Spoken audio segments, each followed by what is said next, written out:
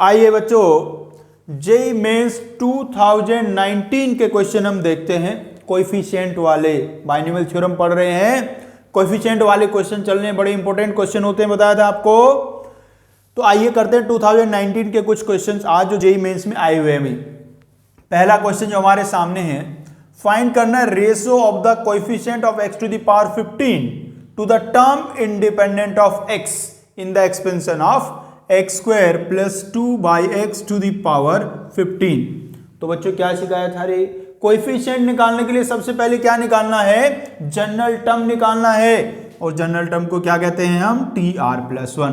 तो इसमें आप जनरल टर्म निकालिए, तो ये होगा 15CR x squared to the power 15 minus R 2/x to the power R। आप बच्चों इसको सिंप्लीफाई कर लीजिए, एक्स की पावर एक साथ इकट्ठा कर लीजिए। आज कैलकुलेशन थोड़ा बढ़िया तरीके से करेंगे तो यहां से समझ आ जाइए। देखो जी, ये x की जो पावर है यहाँ मल्टीप्लाई हो जाएगी तो 30 माइनस 2r, और ये x की पावर बन जाएगी माइनस r, तो 30 माइनस 2r और माइनस r, तो बन गया x की पावर 30 माइनस 3r। ऐसा बच्चों बन गया है। अब मुझे इसमें ना दो बातें निकालनी है, एक तो मुझे निकालना है x की पावर 15, और दूसरा कौन सा निकाल रहे रे? टर्म इंडिपेंडेंट ऑफ x, मतलब x की पावर 0। तो सबसे पहले मैं किसके लिए जाता हूं? For x to the power 15। तो ये जो मेरी x की पावर आ चुकी है 30 माइनस 3r, ये किसके इक्वल होएगा? 15 के इक्वल होगा। तो बच्चों यहां से r का वैल्यू कितना आ गया है? r का वैल्यू आ गया 5। अब ये r का वैल्यू 5 मैं यहां पुट कर दूंगा तो मुझे मिल जाएगा coefficient of x to the power 15। So coefficient of x to the power 15 will be 15c5 into 2 to the power 5। ये बच्चों आ गए। अब हम कहाँ चल रहे हैं? अब चलेंगे टर्म इंडिपेंडेंट ऑफ x के लिए। So for term independent of x, तो इसके लिए क्या करेंगे बच्चों? जो हमारा x की पावर है उसको 0 के इक्वल पुट करेंगे, और x की पावर कितनी है? 30 माइनस 3r, इसको मैं 0 रख देता हूं। सो देखो r का वैल्यू आ गया है 10। अब ये r का वैल्यू 10 हम यहां पुट कर देंगे तो टर्म इंडिपेंडेंट ऑफ x आ जाएगा, और वो कितना आएगा? 15c10 into 2 to the power 10, ये बच्चों आ जाएगा। अभी मुझे क्या करने का? इन दोनों का रेशो फाइंड करना है। अरे रेशो फाइंड करने के लिए डिवाइड कर देते हैं, तो दोनों को डिवाइड करते हैं, यही कर देता हूं, छोटा सा ही तो है। तो रेशो भैया जी देखो आ गया 15c5 into 2 to the power 5 upon 15c10 into 2 to the power 10। ऐसा बच्चों आ गया। और बच्चों आपको क्या सिखाया गया है? 15c5 और 15c10 दोनों होंगे equal. NCR equal to NCN minus R होता है। अब बच्चों दोनों इक्वल हैं तो कैंसिल हो गए, ये है 2 की पावर 5, ये है 2 की पावर 10, तो कैंसिल हो गए। अपॉन में बचेगा 2 की पावर 5, और 2 की पावर 5 का वैल्यू होता है 32। तो बच्चों रेशो आ गया 1/32। तो कौन सा ऑप्शन सही हुआ रे? ऑप्शन डी हुआ एकदम करेक्ट। चलिए आगे बढ़ते हैं और देखते हैं क्वेश्चन। आओ बच्चों देखिए नेक्स्ट क्वेश्चन का है, the positive value of lambda for which the coefficient of x squared in the expansion of x squared into root x plus lambda upon x squared whole power 10 is 720 is. तो इसमें हमें lambda का value find किया है, coefficient given है, lambda का value find करना है। तो आइए स्टार्ट हो जाते हैं। पहले तो देखिए इसको मैं यहां एक बार लिख देता हूं, x squared into under root x plus lambda upon x squared की होल पावर 10। मुझे कहा है इस पूरे में एक्स स्क्वायर का कोएफिशिएंट बताओ। अब देखो रे बच्चों, एक्स स्क्वायर तो इसमें यहां बाहर ही लिखा हुआ है, तो एक्स स्क्वायर तो यहां से मिल गया, तो अंदर से कौन सा वैल्यू चाहिए? अंदर से कांस्टेंट वैल्यू मुझे चाहिए। भाई यहां एक्स की पावर 2 है, अंदर से एक्स की पावर 0 मुझे मिले, तो दोनों को प्लस करके एक्स की पावर 2 ही बनेगा ना। तो मुझे ये वाला जो है मेरा एक्सप्रेस, इसमें से एक्स की पावर 0 का कोएफिशिएंट चाहिए। मैं ये बताना चाह रहा हूं बच्चों आपको कि coefficient of x squared in x squared into this is equal to coefficient of x to the power 0 in root x plus lambda upon x squared whole power 10। मुझे x की पावर 2 चाहिए थी, x की power 2 तो यहां बाहर से ही मिल गई है, तो अंदर से मुझे लेना है सिर्फ x की पावर 0। तो अब इसमें मुझे x की पावर 0 फाइंड करना है। अब वही तरीका मेरा भी बचपन वाला क्या था तरीका, जनरल टर्म लिखेंगे और उसमें जो x की पावर आई उसको 0 के से इक्वेट करेंगे। तो भाई जनरल टर्म लिख देते हैं tr प्लस 1। तो देखो क्या बन जाएगा बच्चों, 10cr, यहां से देख लो 10cr रूट एक्स की पावर 10 माइनस आर और लैम्डा अपॉन एक्स स्क्वायर की पावर आर, ऐसा बच्चों बन गया है। अब बच्चों रे जो x की पावर्स हैं उनको इकट्ठा कर लेते हैं। ये देखो रूट का मतलब होता है बच्चों 1/2, तो 1/2 इसको मल्टीप्लाई कर दूं तो ये हो गया 5 माइनस आर बाई 2, ये हो गया लैम्डा की पावर आर और ये हो गया x की पावर माइनस 2r। सो बच्चों 10cr lambda to the power r और ये बन गया देखो x की power 5 minus 5r by 2, r by 2 और 2r दोनों को प्लस कर दिया, 5r बाई 2 आ गया बच्चों। अब बच्चों ने ये वाला पावर कितना होना चाहिए, ये होना चाहिए 0। यहां से देखो ना x की पावर 0 मुझे चाहिए, तो यदि मैं इसको 0 के इक्वल रख देता हूं, 5 माइनस 5r बाई 2 को 0 के इक्वल रखा, सो यहां से r का वैल्यू आ गया है 2 बच्चों। तो अब मुझे कोफिशिएंट ऑफ x की पावर 0 मिल जाने वाला है, r को मैं यहाँ 2 पुट कर दूंगा, तो ये कितना आ गया रे 10c2 इंटू लैम्डा की पावर 2। और ये गिवन कितना है मुझे देखो, वहां देखो 720 ये गिवन है, ये हो गया जी 720 गिवन है, ये 720 मुझे 10c2 का वैल्यू याद करा है, नहीं करा अब तक, जल्दी कर लो भाई याद। तो निकाल लेता हूं फिर से, ये हो गया 10 into 9 upon 2, 10 into 9 upon 2 lambda square equals to 720।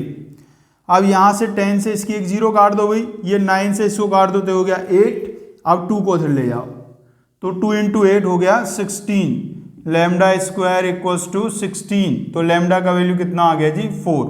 वैसे तो प्लस माइनस 4 आना चाहिए, लेकिन मैंने ऑफसेट में नजर डाली तो उसमें -4 कहीं भी नहीं है, तो इसलिए मेरा आंसर क्या आ गया है, आंसर आ गया है 4 बच्चों।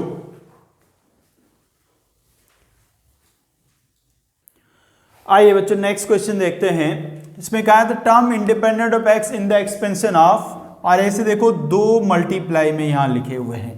जब ऐसे 2 मल्टीप्लाई में लिखे हो तब भी बिल्कुल आसान है जी, आप मल्टीप्लाई कर लीजिए इनको। देखो जी बच्चों इसको मल्टीप्लाई कर दो, 1/60 को पहले इससे करो, फिर x की पावर 8 वाले से करो, तो ये बनेगा 1/60 into 2x square minus 3 upon x squared की होल पावर 6 बच्चों, और माइनस x की power 8 upon 81 into 2x square minus 3 upon x squared की होल पावर 6, ऐसा बच्चों बन जाएगा। अभी हमें करने का क्या है, यहां से निकालना है x की पावर 0, टर्म इंडिपेंडेंट मतलब x की पावर 0 निकालना है। अब इसमें देखिएगा यहां बाहर ही मुझे x की पावर 8 मिल गया है और मुझे कुल मिला के x की पावर 0 बनाना है, तो अंदर से कितनी पावर लानी होगी, -8। यहां से -8 आएगी, यहां से +8 हो जाएगी, दोनों को प्लस करके 0 आ जाएगा। इसका मतलब यहां मुझे x की पावर 0 का कोएफिशिएंट निकालना है और यहां x की पावर -8 का निकालना है। सबसे पहले तो क्या करना है, जनरल टर्म निकालना है। आ जाओ जनरल टर्म निकालते हैं जी। जनरल टर्म मेरा क्या होता है, tr प्लस 1, इस वाले में निकालना है, तो ये आ जाएगा 6cr, यहां लिख देता हूं भैया 6cr 2x स्क्वायर की पावर 6 माइनस r और -3 अपॉन एक्स स्क्वायर की पावर r, ऐसा बच्चों आ जाएगा। अब इसको क्या कर लेना है मुझे, इसको थोड़ा सिंप्लीफाई कर लेना है भाई।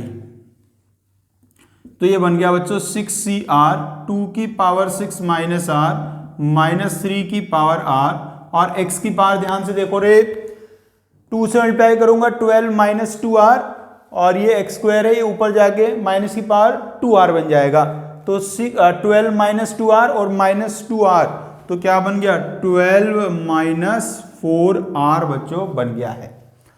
अब बच्चों पहले वाले के लिए मुझे क्या करना है, x की पावर 0 का कोफिशिएंट निकालना है। तो x की पावर 0 के लिए ये वाला वैल्यू मैं किसके इक्वल पुट कर दूंगा, 0 के इक्वल पुट कर दूंगा।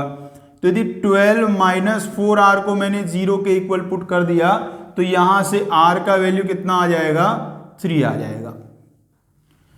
r का वैल्यू बच्चों 3 आ गया। तो अब इसमें जो हमारा होगा x की पावर 0 का कोफिशिएंट वो कैसे आ जाएगा, यहां मैं r का वैल्यू 3 पुट कर दूंगा तो क्या आएगा, देखो इसमें 1/60 तो ऐसे ही लिखा हुआ है, r का वैल्यू 3 इसमें पुट कर दो, 6c3 इंटू 2 की पावर 6 माइनस 3 मतलब कि 3 और माइनस 3 की पावर 3 -1/81। अब इस वाले मुझे क्या चाहिए भाई, x की पावर -8 चाहिए, तो ये वाली पावर में किसके इक्वल रखूंगा, -8 के इक्वल रखूंगा। सो 12 माइनस 4r इक्वल्स टू -8, तो देखो r का वैल्यू आ गया 5, तो r का वैल्यू बच्चों 5 आ गया है। अब r का वैल्यू 5 यहां पुट कर दो तो ये बन जाएगा 6c5 2 की पावर 1 और -3 की पावर 5। अब इसको करना है मेरे को सिंप्लीफाई। आइए भाई बच्चों 6c3 का वैल्यू 20 होता है और 2 क्यूब तो भाई सब जानते हैं 8 होता है और -3 का क्यूब करूंगा -27, ये आ गया जी -1/81। 6c5 का वैल्यू 6 और 2 तो 2 ही है और -3 की पावर 5, इसको मैं ऐसे लिख देता हूं -3 इंटू 81 है ना जी, एक -3 अलग कर लिया, -3 की पावर जो 4 थी वो 81 बन गया। अरे इसको कैंसिल कराने के लिए क्या अलग, ये 81 से पहले 81 ही उड़ा देता हूं भाई, ये माइनस और ये माइनस बन जाएगा प्लस, ये हो गया तेरा 3 इंटू 2 इंटू 6 मतलब कि 36, तो ये आ गया बच्चों 36। ये वाला देखो भाई, ये वाला यहां से कैंसिल होके आ गया 3 और ये 3 मैं इससे कर दूंगा कैंसिल, तो ये हो जाएगा माइनस का 9, तो कितना हो गया 9 इंटू 8 हो गया 72 और साइन कौन सा है यहाँ माइनस, तो ये आ गया -72। अब बच्चों बताइए -72 प्लस 36 कितना हो जाएगा, -72 प्लस 36 आ जाएगा -36। तो बच्चों आंसर आ गया -36, ऑप्शन ए करेक्ट। आओ बच्चों एक और क्वेश्चन फाइंड करना है, coefficient of x to the power 18 in 1 plus x into 1 minus x to the power 10 1 plus x स्क्वायर टू द होल पावर 9। उधर देखो लिखे मैंने ऑप्शन। तो ये वाले क्वेश्चन में क्या है, इसमें कई सारे फैक्टर आ गए, इनको मल्टीप्लाई करना है, थोड़ा मल्टीप्लाई कर, थोड़ा ध्यान से देखो, अच्छी नजरों से देखो इसको। एक तो यहां देखो 1 plus x 1 minus x, a प्लस b into a minus b का फील दे रहा है, और देखो a minus b a square plus a b plus b square, ये a cube minus b cube का फील दे रहा है। तो आप क्या करिए, ये जो पावर 10 है इसकी एक पावर तो इसको दे दो और 9 पावर उसके साथ ले लो, तो बच्चों रे ये बन जाएगा 1 plus x into 1 minus x into 1 minus x 1 plus x squared whole power 9। देखो बच्चों रे ऐसे ये बन जाएगा। अब भाई मेरे बच्चों ये क्या बन गया 1 माइनस एक्स स्क्वायर और ये बन चुका है 1 माइनस एक्स क्यूब और होल पावर में आ गया है 9। अब इसमें मुझे फाइंड करना है coefficient of x to the power 18 बच्चों। तो हाँ ये पिछले क्वेश्चन के जैसा ही तो है, इसमें देखो 2 मल्टीप्लाई में आ गए तो मल्टीप्लाई कर देता हूं, तो ये बन गया 1 minus x to the power 9 minus x squared into 1 minus x cube to the power 9, ऐसा बच्चों आ चुका है। अब इसमें मुझे निकालना है x की पावर 18 का कोएफिशिएंट। अब यहाँ देखो बच्चों इसे को ध्यान दीजिए, यहाँ इसमें ना एक्स क्यूब लिखा हुआ है, यदि मैं इसका जनरल टर्म लिखूं, एक बारी को यहाँ जनरल टर्म लिखूं TR प्लस 1, पता है बच्चों क्या आएगा 9CR और माइनस एक्स क्यूब की पावर r। थोड़ा सिंप्लीफाई करूं तो 9CR माइनस 1 की पावर r और x की पावर आ रहा है 3r। पावर पे थोड़ा ध्यान दीजिए, पावर कितनी आ रही है 3r, मतलब 3 का मल्टीपल आ रहा है। मुझे फाइंड क्या करना है, coefficient of x to the power 18 in 1 minus x cube to the power 9 minus x squared into 1 minus x cube to the power 9, ये है बच्चों। अब मेरे बच्चों देखिए इसमें मुझे चाहिए x की पावर 18 का कोएफिशिएंट। यहां से देख के बताओ r का वैल्यू क्या रखूं कि x की पावर 18 बन जाए, 6 बोल रहे हैं बच्चे, 6 रखो जी, ठीक है, r का वैल्यू 6 रख दो, मिल गया। तो क्या आ गया 9c6 माइनस 1 की पावर 6, यहां ध्यान दीजिए भाई, ध्यान से देखो, यहां मुझे इस टोटल से x की पावर 18 चाहिए, यहां क्या लिखा है x की पावर 2 लिखा है, तो 2 पावर तो यहां से मिल गई।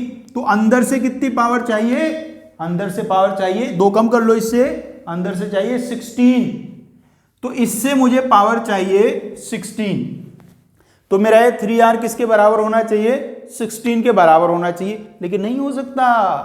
पता है क्यों नहीं हो सकता, 3r मतलब 3 का मल्टीपल और 16 नहीं है 3 का मल्टीपल, और यदि 16 के बराबर रख भी दिया आपने तो फ्रैक्शन में वैल्यू आएगा। और क्या सिखाया था, यदि वैल्यू फ्रैक्शन में आ जाए तो कोएफिशिएंट कितना बोलना है, 0 बोलना है। तो इससे कोएफिशिएंट आ गया 0। हाँ भाई 9 से 6 का वैल्यू पता है क्या होता है, नहीं पता तो भाई निकाल लो कितना होता है, मुझे तो याद है मैं तो लिख देता हूं 84 होता है, और -1 की पावर 6 कितना होता है, वो +1 ही होता है। तो आंसर कितना आ गया 84 बच्चों। आइए बच्चों नेक्स्ट क्वेश्चन देखते हैं। पूछा गया है the smallest natural number m such that coefficient of x in the expansion of x² + 1/x³ to the whole power n is NC23। तो इसमें कोएफिशिएंट दे रखे हैं और n का वैल्यू हमें निकालना है। तो वही देखते हैं, सबसे पहले तो इसका मैं जनरल टर्म लिख लेता हूं। तो जनरल टर्म आ गया NCR x² to the power n - r और 1/x³ to the power r। थोड़ा सिंप्लीफाई कर लेता हूं NCR, तो ये बन जाएगा देखो x की पावर 2n - 2r, और यहां से हो जाएगा x की पावर -3r, तो कुल मिला के बन गया -5r। अब ये वाला वैल्यू किसके इक्वल होना चाहिए, अरे 1 के इक्वल, x की पावर 1 का कोएफिशिएंट चाहिए ना। सो 2n - 5r इक्वल्स टू आ गया बच्चों 1। ये मेरी इक्वेशन बन गई।